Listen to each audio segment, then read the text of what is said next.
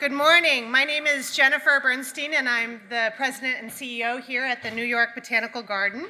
And it gives me great pleasure to welcome you to Forever Wild, celebrating 40 years of caring for nature in New York City. Happy birthday to the Natural Resource Group. Yeah.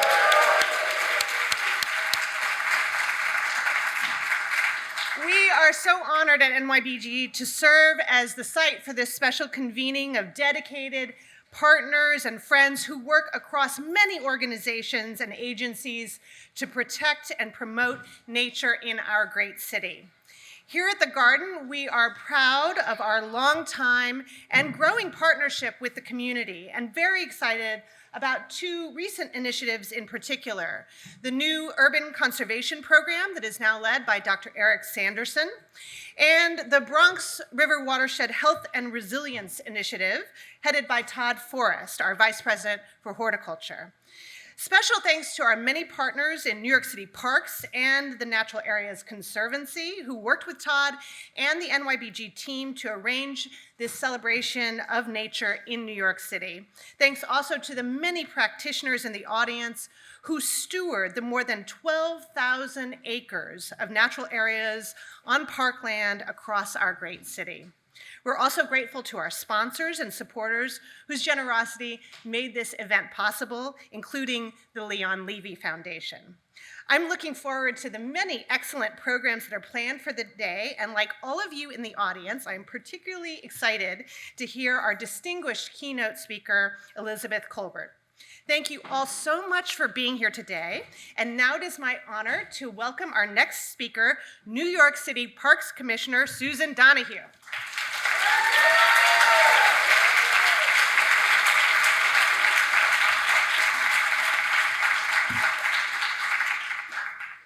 Thank you, Jennifer, and good morning, everyone. It is so fantastic to be here, and what a convening.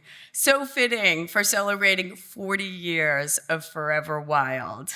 It's wonderful to be here in this incredible space at the New York Botanical Garden, and I'm honored to join everyone here to celebrate the 40th anniversary of the Natural Resources Group at New York City Parks.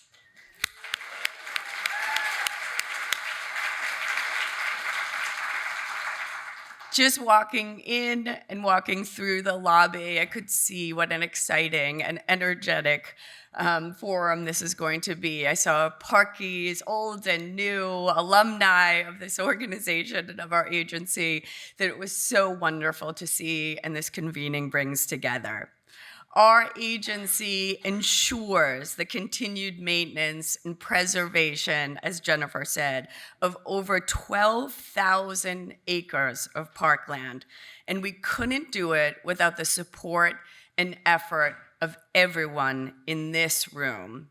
I want to thank all of you who are here for your continued dedication, your stewardship, your advocacy, and importantly, your technical knowledge that provide the help that allow our natural areas to thrive.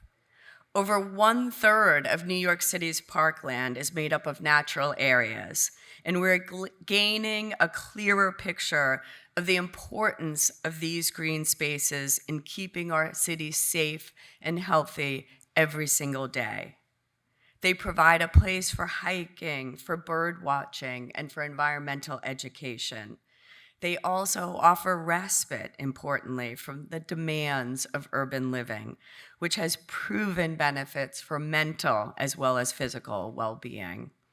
These ecologically valuable lands not only promote public health, but also allow our city to remain resilient in the face of climate change. Our trees and urban forests capture stormwater, clean our air, and provide shade to keep our city cool, while our wetlands and marshes provide crucial habitats for wildlife, protect coastal communities, and reduce the effects of urban heat island. These climate-resilient green spaces represent a crucial piece of our living infrastructure and are a cornerstone of the Vital Parks for All plan, which we were thrilled to roll out earlier this year. With our Vital Parks plan, we are inviting New Yorkers to the conversation about how important parks and natural areas are in this city, while also emphasizing that they are not just a luxury, but a necessity for a vibrant and livable city. It's also so important for us to have partners who are as passionate about this work as we are at Parks. And I want to specifically thank Jennifer Bernstein and the New York Botanical Garden, not only for hosting this symposium, but for always being a key collaborator in thinking about the future of our city's green spaces. Also want to give a huge shout out to a tremendous partner in Sarah Charlotte Powers of the Natural Areas Conservancy for her and the NAC's continued partnership and leadership with our agency. And of course, I would be remiss if I didn't give a huge shout out and thank you to our wonderful team from the Parks Department who's here today, including our Deputy Commissioner of Environment and Planning, Jennifer Greenfeld, Assistant Commissioner of Natural Resources and Planning, Marit Larson, and Chief of our Natural Resources Group, Kristen King, and the many, many other hardworking, passionate, dedicated employees across all of the Parks Department and in the Environment and Planning Division who make our city greener, safer, and more beautiful for all New Yorkers every single day. Thank you again to everyone for joining us today. We deeply appreciate your coming, for making the trip out to celebrate with us and learn more about New York City's robust natural areas. We look forward to the conversation today, but also to continuing to partner with all of you to grow and preserve these vital spaces. Thank you all and have a great session. Thank you.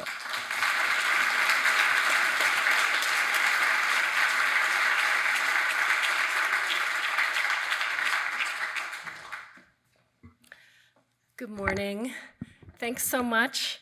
I'm very excited to be here today and honored to have NYBG, Jennifer Bernstein, and the Parks Commissioner, Sue Donoghue, kick us off and open this symposium and see so many familiar and new faces.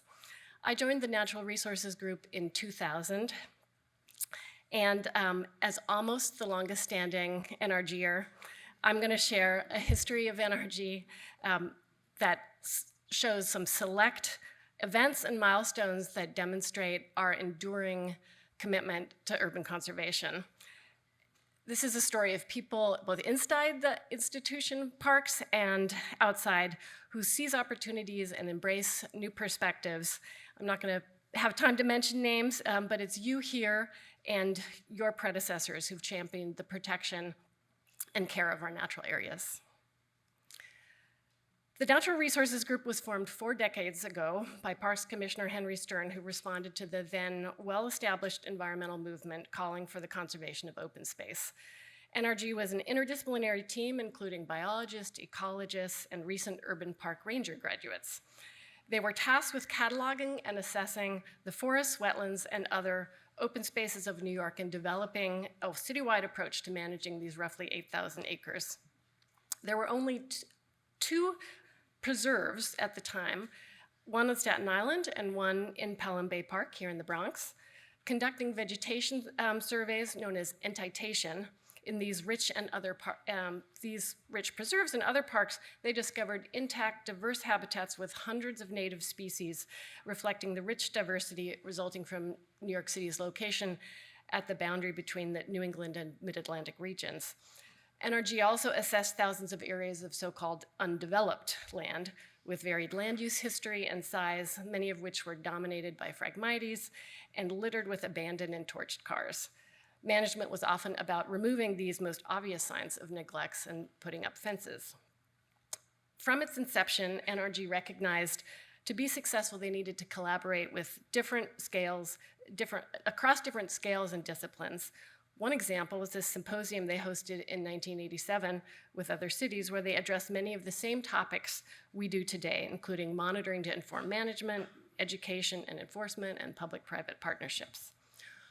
Over the next 15 years, NRG worked with partners on all of these issues, but they quickly pivoted towards ecological restoration when several oil spills in the Arthur Kill contaminated stretches of tidal marsh in Staten Island and New Jersey and demanded an immediate response. With settlement funds from the spill, NRG took the opportunity to establish a team to collect seed and propagate and install thousands of salt marsh grasses. Over the 1990s, the team monitored vegetation, benthic fauna, and sparrows, finding that their planting was essential to the salt marsh recovery. This oil spill catastrophe also brought out NRG's enterprising spirit and fueled community resolve and agency commitment to fight for the investment in the city's remaining salt marshes that, despite being fragmented and undervalued, supported the iconic harbor herons and hundreds of other species. Another opportunity to gain experience in restoration came in the 1990s with a major grant to the City Parks Foundation to conduct forest restoration, guided by NRG's natural area management plans. Over 5 years, the program worked to remove vines and make space to plant over 150,000 native trees across hundreds of acres. While gaining experience in forest restoration, NRG continued vegetation mapping and describing the flora and fauna. Their documentation supported the city, state, and federal policy and plans that increase protections in critical coastal areas, as well as greater protection in New York City's small wetlands. Settlement funds from oil spills enabled parks to acquire properties on Staten Island that NRG had helped identify and characterize, while conservation organizations also helped parks acquire hundreds of acres of open space as natural area around Jamaica Bay. These acquisitions took sometimes decades of planning, community effort, and political support on top of environmental justification. Recognizing this, NRG became increasingly an active partner in the Harbor Estuary Program, for example, working with the Habitat Working Group to identify acquisition priorities as well as restoration needs. Taking opportunities as they came, NRG gained experience in freshwater wetlands restoration, working closely with New York City Department of Environmental Protection on wetlands mitigation projects, as well as on their new Blue Belt program to reconstruct wetlands for flood management in Staten Island. With accumulated experience, by the end of the decade, NRG was able to strategically develop compelling restoration programs and proposals and secure tens of millions of dollars for new ecological restoration projects from the 1996 Bond Act. The original New York State Bond Act funding initiated an era of investing in urban ecosystems, from restoring a glacial kettle pond at the site of a flooded ball field in Forest Park to removing historic fill in a section of Forest Barrel Marsh in Brooklyn. These projects were in the more remote, larger parks in the city, but NRG expanded their view of ecological restoration in 2000 when community activism and federal investment drew NRG to the industrialized shorelines of the South Bronx. With NRG's enterprising spirit, they partnered with local groups to build a pop-up salt marsh nursery at the site of an old concrete plant, the first reach of many miles of shoreline restoration and stream access improvement projects to come. My history with NRG began here when I came from the West Coast and was hired as a fluvial geomorphologist. I got to work with partners to initiate alewife and oyster restoration, which is really exciting, but to me, the real experience of ecological restoration was hit home when I got to bring my kids canoeing on the Bronx River. NRG's enterprising spirit is particularly embodied in the Greenbelt Native Plant Center, which started to supply plants from locally collected seed for our early projects, including salt marsh mitigation on Staten Island and the restoration of the ravine in Prospect Park in the 1990s. The nursery grew to support restoration across the city, including propagating rare plants not commonly found in commercial nurseries. They also established a seed bank to store hundreds of collections and contribute to regional seed and plant conservation.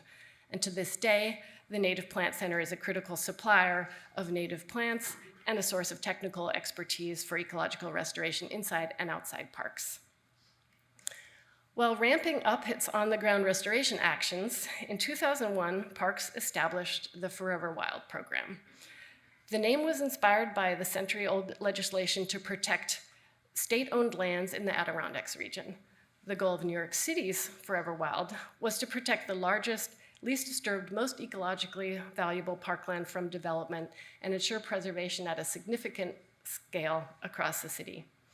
NRG selected these sites based on decades of assessment and reconnaissance, as well as recommendations from other agencies and organizations.